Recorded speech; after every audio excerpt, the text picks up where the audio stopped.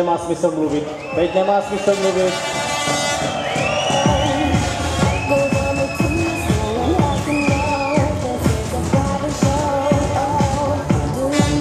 Ano, já si počkám. Teď to dořeknu. 80 kg, to je zároveň pořádná porce svaloviny a ta spotřebuje hodně kyslíku, takže klobouk dolů před borci, kteří absolvují 5 kol v tomhle tempu. Mají před sebou ještě 2 kola. Já doufám, že je podpoříte, protože předvádějí dobrý zápas, velmi tvrdý zápas.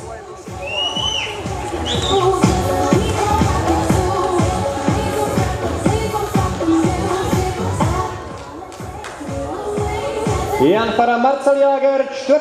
kolo před námi.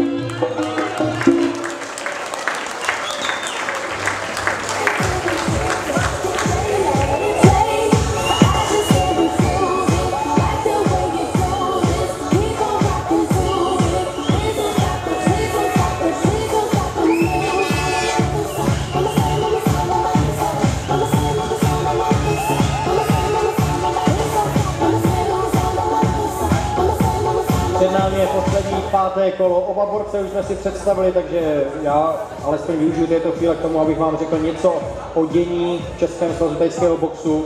Možná jste zaznamenali, že na jaře bylo mistrovství světa v italském Rimini. Měli jsme tam 2 borce, Kubu Gazdíka, Patrika Neuwirta. Přivezli jsme 2 medaile, zlatou a stříbrnou, o tom si budeme povídat už za chvíli. Rád bych vás také pozval na další akci Českého svazu a ta bude 8. srpna, bude to Den bojovníků v Bílovci. Poslední informace, sestřih z tohoto večera můžete vidět ve Sport v regionech, což je pořád na ČT4 Sport. A teď začíná poslední 5. kolo.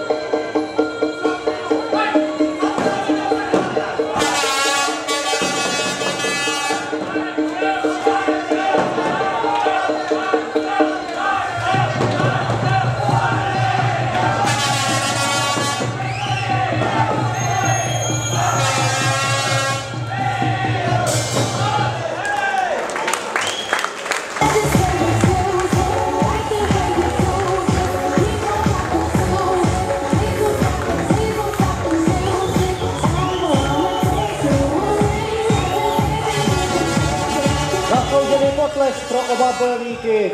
5 kol v tomto tempu, ještě jednou klobouk dolů, pánové. Počkáme si na vyhlášení vítězů. Nešlo si se o titul, nicméně oba borci předvedli nádherný fight.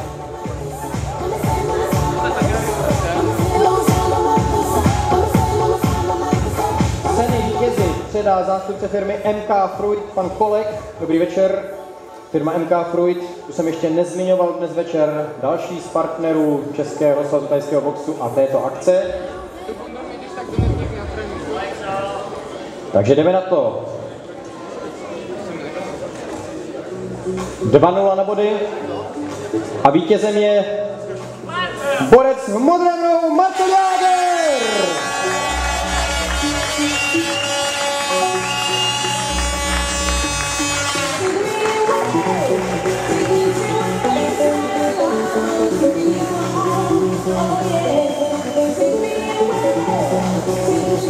Slovenský bojovník Marcel Jáger vítězí v tomto duelu ve váze do 85,5 kg.